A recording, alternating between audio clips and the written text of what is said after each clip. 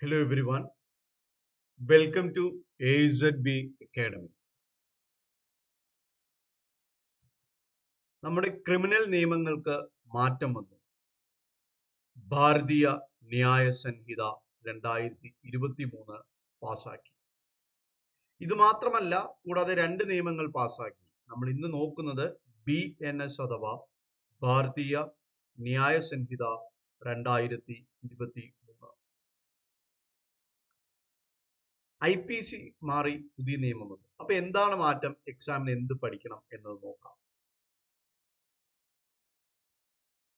3 നിയമങ്ങളാണ് വന്നത് എന്ന് നമ്മൾ പറഞ്ഞു. ഏതൊക്കെയാണ് ആ 3 നിയമങ്ങൾ? ഒന്ന്, ഭാരതീയ ന്യായ സംഹിത 2023. അടുത്ത, ഭാരതീയ നാഗരിക് സുരക്ഷാ സംഹിത. ഏതാണ്? ഭാരതീയ നാഗരിക് സുരക്ഷാ സംഹിത, BNSS. അടുത്ത്, Bharatiya Sakshya Adhiniyam, BSA 2020. BNS, BNSS, BSA. ഇപ്പോൾ ജൂലൈ 1 തീയതി 2024 ഈ നിയമങ്ങൾ വരുന്നത്, നിലവിൽ വരുന്നത്. ഇപ്പോൾ ഈ 3 നിയമങ്ങൾ, 3 ക്രിമിനൽ നിയമങ്ങളായ BNS-ഉം BNSS-ഉം BSA-യും നിലവിൽ വരുന്നത് എപ്പോൾ? ജൂലൈ 1, 2024 ഇത് നിലവിൽ വരുന്നത്.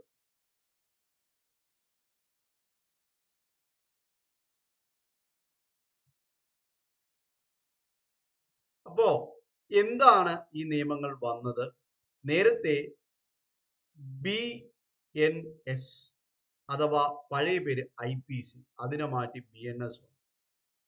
CRPC എന്നത് പഴയ നാമം, ഇന്നത് അറിയപ്പെടുന്നത് ഭാരതീയ നാഗരിക് സുരക്ഷാ സംഹിത, BNSS. ഇന്ത്യൻ എവിഡൻസ് ആക്ട് എന്ന പഴയ പേര്, പുതിയ പേര് ഭാരതീയ സാക്ഷ്യ അധിനിയം, BSA. 3 വരുന്നുണ്ട്. അപ്പൊ നമ്മൾ ആദ്യം നോക്കുന്നത് ഇപ്പോൾ വന്ന ക്രിമിനൽ നിയമമാണ്. അപ്പോൾ എന്താണ് ക്രിമിനൽ നിയമം എന്നും സിവിൽ ലോയും ക്രിമിനൽ ലോയും തമ്മിലുള്ള വ്യത്യാസം എന്ന ബേസിക് കോൺസെപ്റ്റ് നമ്മൾ നോക്കുകയാണ്. ക്രിമിനൽ ലോ പഠിച്ചാൽ പോരാ, അതിന്റെ വ്യത്യാസം അറിഞ്ഞാൽ കാര്യങ്ങൾ എളുപ്പമാകും. ആദ്യം സിവിൽ ലോ എന്താണ്? സിവിൽ ലോ ചില തർക്കങ്ങളാണ്. അത് ക്രിമിനൽ കുറ്റങ്ങളല്ല, സ്റ്റേറ്റിനെതിരെ ചെയ്യുന്നതല്ല, രാജ്യത്തിനെതിരെ ചെയ്യുന്നതല്ല. അതിൽ 2 വ്യക്തികൾ തമ്മിൽ തർക്കം വരിക, റെന്റ്, വസ്തു തർക്കം, വസ്തു കയ്യേറി, ഇങ്ങനെയുള്ള കാര്യങ്ങളാണ് വരുന്നത്. ക്രിമിനൽ ലോ എന്ന് പറഞ്ഞാൽ രാജ്യത്തിനെതിരായി ചെയ്യും, അതിന് ശിക്ഷയുണ്ട്. സിവിൽ ലോയിൽ ശിക്ഷയില്ല, അല്ലെ? മാത്രമല്ല ഇത്ര ശിക്ഷകൾ കിട്ടുന്നതാണ് ക്രിമിനൽ ലോ. സിവിൽ അങ്ങനെയല്ല, വല്ല ഫൈനോ കാര്യങ്ങളോ എന്തെങ്കിലും ഉണ്ട്, അല്ലെ? അപ്പോ ക്രിമിനൽ ലോയുടെ കീഴിൽ നമുക്ക് ഒരുപാട് നിയമങ്ങളുണ്ട്. അതിൽ പ്രധാനപ്പെട്ട നിയമങ്ങളാണ് ഇപ്പോ നമ്മൾ നോക്കുന്നത്. ഏതൊക്കെയാണ്? ഭാരതീയ ന്യായ സംഹിത 2023, ഭാരതീയ നാഗരിക് സുരക്ഷാ സംഹിത 2023, ഭാരതീയ Sakshya Adhiniyam 2023, BNS, BNSS, BSA, അല്ലെ? അപ്പൊ നമ്മൾ ആദ്യം BNS-ലേക്ക്, നമ്മുടെ പഠിക്കേണ്ട ടോപ്പിക്കിലേക്ക് കടക്കുകയാണ്. 1 ജൂലൈ 2024 ജൂലൈ 1 തീയതി 2024 ജൂലൈ 1 തീയതിയാണ് ഭാരതീയ ന്യായ സംഹിത നിലവിൽ വരുന്നത്, അല്ലെ? 2024 ജനുവരിയിലാണ് വരുന്നത്, അല്ലെ? എന്തുകൊണ്ട് ഇത് വന്നു? നീഡ് എന്താണ്? അതായത് 160 വർഷമായി നമ്മളിവിടെ ഫോളോ ചെയ്യുന്ന ഒരു നിയമമാണ് ഇന്ത്യൻ പീനൽ കോഡ് അഥവാ IPC. അത് മാറി നമ്മുടെ രാജ്യത്തിനനുസരിച്ചൊരു നിയമം വേണം. പിന്നെ ഇന്ന് കാലത്ത് പുതിയ ക്രൈമുകൾ വന്നു. തീവ്രവാദം, അത് IPC-യിലില്ല. സൈബർ ക്രൈം IPC-യിലില്ല, അല്ലെ? അഴിമതി, പണവുമായി ബന്ധപ്പെട്ട പല ക്രൈം, ഇതൊന്നും ഇതിലില്ല. IPC-യിൽ എന്ത് ചെയ്താലും ശിക്ഷ കിട്ടും, എന്നാൽ റീഹാബിലിറ്റേഷൻ, പുനരധിവാസത്തെ കുറിച്ചോ നഷ്ടപരിഹാരത്തെ കുറിച്ചോ ഒന്നും ക്ലിയർ ആയിട്ട് കാര്യങ്ങളൊന്നുമില്ല. ഇതെല്ലാം ഉൾക്കൊള്ളിക്കണം. അല്ലെ? മാറ്റം വേണം. തീവ്രവാദത്തെ പോലുള്ള ഒരു കുറ്റമായി ഉൾപ്പെടുത്താം. അങ്ങനെയാണ് ഇത് വരുന്നത്. 11 ഓഗസ്റ്റ് 2023 ഹോം മിനിസ്റ്ററായ അമിത്ഷാ ഇത് ഭാരതീയ ന്യായ സംഹിത ബില്ല് ലോക്സഭയിൽ കൊണ്ടുവരുന്നു. 12-ാം തീയതി വിഡ്രോ ചെയ്യുന്നുണ്ട്. പിന്നെ ഇത് തിരിച്ച് അല്ലെ 12-ാം തീയതി ഡിസംബറിൽ വിഡ്രോ ചെയ്ത് വീണ്ടും തിരിച്ച് ലോക്സഭയിൽ കൊണ്ടുവരുന്നുണ്ട്. 20 ഡിസംബർ ആയപ്പോ 2023 ആയപ്പോ ലോക്സഭ പാസ് ചെയ്തു. 20 ഡിസംബർ 2023 എപ്പോ 20 ഡിസംബർ 2023 ഭാരതീയ ന്യായ സംഹിത പാർലമെന്റ് പാസ് ചെയ്തത്. 21 ഡിസംബർ 2023 ആയതും രാജ്യസഭയും അതങ്ങ് പാസ് ചെയ്തു, രണ്ടുപേരും അല്ലെ? അങ്ങനെയാണ് ഇത് നിലവിൽ വരുന്നത്. അപ്പൊ ഇനി നമ്മൾ നോക്കുന്ന മാറ്റങ്ങൾ ഇവിടെയാണ് നമുക്ക് വേണ്ടത്. ബാക്കിയൊക്കെ വന്നത് കൊണ്ടുവന്ന ആര്, ആ സമയത്ത് ആര് പ്രസിഡന്റ്, പ്രധാനമന്ത്രി, അതൊക്കെ നമ്മൾ പിന്നീട് നോക്കും. നമുക്ക് അതല്ല വേണ്ടത്. നമുക്ക് വേണ്ടത് എന്താണ്? എന്തൊക്കെ മാറ്റങ്ങൾ കൊണ്ടുവന്നു. 20 പുതിയ കുറ്റകൃത്യങ്ങൾ ഉൾപ്പെടുത്തി, 20 എണ്ണം. 19 എണ്ണം എന്ത് ചെയ്തു? എടുത്തു കളഞ്ഞു. അപ്പൊ 20 എണ്ണം പുതിയത് വന്നു, 10 എണ്ണം ആഡ് ചെയ്ത് ചേർത്തു. അല്ല, 19 എണ്ണം എടുത്തു മാറ്റിയപ്പോ 20 പുതിയത് വന്നു. അതാണ് നമ്മൾ ഇനി നോക്കാൻ പോകുന്നത്. അല്ലെ? മാത്രമല്ല ശിക്ഷയുണ്ടല്ലോ, ശിക്ഷ ഇംപ്രിസൺമെന്റ് എന്ന് പറയാ, തടവിൽ ആക്കുക. അത് 33 കുറ്റങ്ങൾക്ക് കൂട്ടി. ഫൈൻ എന്ത് ചെയ്തു? കൂട്ടി. 83 ഒഫൻസസ് കുറ്റത്തിനും ഫൈൻ അല്ലെ? ഫൈൻ അടിയും തുടങ്ങി. മാത്രമല്ല മിനിമം 23 കുറ്റങ്ങൾക്ക് നിർബന്ധിത, നേരത്തെ അതൊന്നുമില്ല, നിർബന്ധമായി പണിഷ്മെന്റ് കൊടുത്തിരിക്കും. മാൻഡറ്റോറി മിനിമം പണിഷ്മെന്റ്, മിനിമം ഇത്രയെങ്കിലും കൊടുക്കും. മാക്സിമം അല്ല, മിനിമം ഇത്ര. കൂടാതെ സാമൂഹിക സേവനം, കമ്മ്യൂണിറ്റി സർവീസ് എന്ന് പറയും. 6 കുറ്റങ്ങൾ കമ്മ്യൂണിറ്റി. ഇപ്പൊ എന്തെങ്കിലും കുറ്റം ചെയ്താൽ ശിക്ഷിക്കില്ല, ജയിലിൽ പിടിച്ചിടില്ല, മറിച്ച് റോഡ് വൃത്തിയാക്കുക, തൂക്കുക, റെയിൽവേ ട്രാക്ക് വൃത്തിയാക്കുക, ഈ പിക്ചറിൽ കാണുന്നില്ലേ, പെയിന്റ് അടിക്കുക, ഇങ്ങനെ എന്തെങ്കിലുമൊക്കെ കൊടുക്കും. അതാണ് കമ്മ്യൂണിറ്റി സർവീസ്.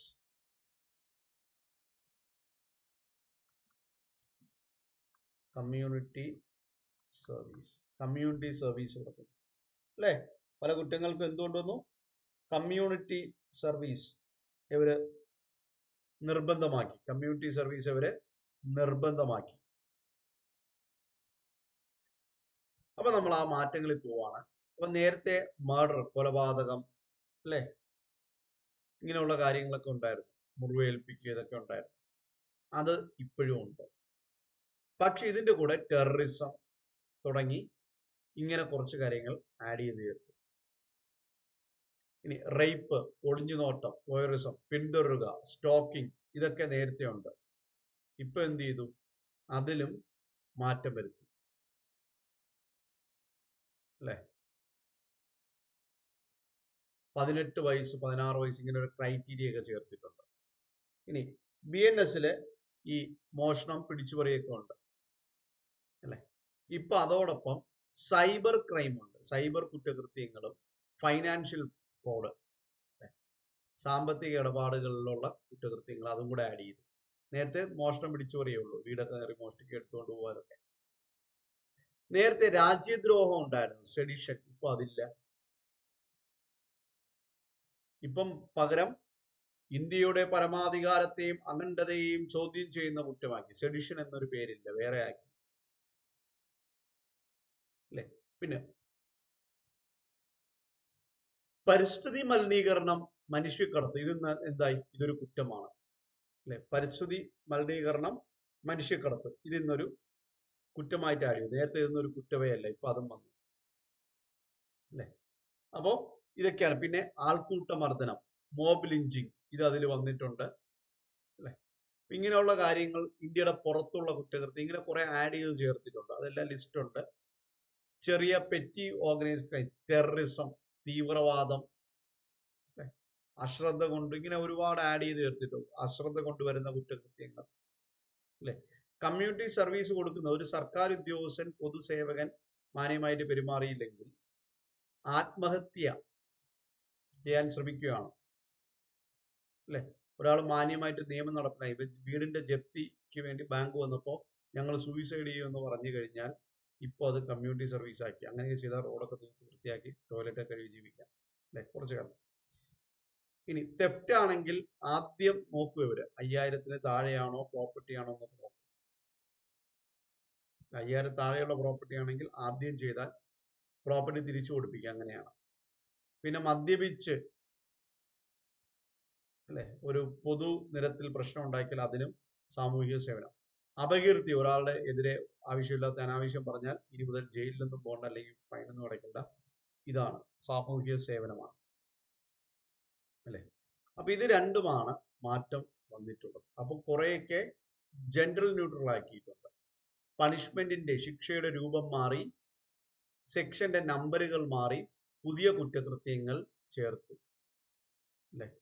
പുതിയ കുറ്റകൃത്യങ്ങൾ എന്ത് ചെയ്തു? ചേർത്തു. അപ്പോ ഇത്രയും കാര്യങ്ങളാണ് നമ്മൾ ഇവിടെ നോക്കാനുള്ളത്. നമുക്ക് നോക്കാനുള്ളത് ഇത്രയും കാര്യങ്ങളാണ് നോക്കാനുള്ളത്. ഇനി നമുക്ക് ഇത് ജസ്റ്റ് അറിഞ്ഞിരിക്കുക, ഇതിൽ നിന്നുകൊണ്ട് നമ്മൾ പഠിക്കും എന്തൊക്കെ എക്സ്ട്രാ വരും, അതിനനുസരിച്ച് കേരള PSC സിലബസ് വരും, അല്ലെ? അപ്പൊ AIZB-യുടെ ക്ലാസ്സുകൾ, സ്പെഷ്യൽ ടോപ്പിക് ക്ലാസ്സുകളുണ്ട്, ജോയിൻ ചെയ്യുക. ആ സമയമാകുമ്പോൾ നമ്മൾ പഠിപ്പിക്കുന്നത് മാത്രം മതി, വേറെ ഒന്നും വേണ്ട, ക്ലിയർ ആക്കാൻ പറ്റും നന്നായി. ഓക്കെ, നമ്മുടെ ഇന്നത്തെ സെഷൻ തീരുകയാണ്. Thank you for watching. അടുത്ത ക്ലാസ്സിൽ കാണാം. ബൈ.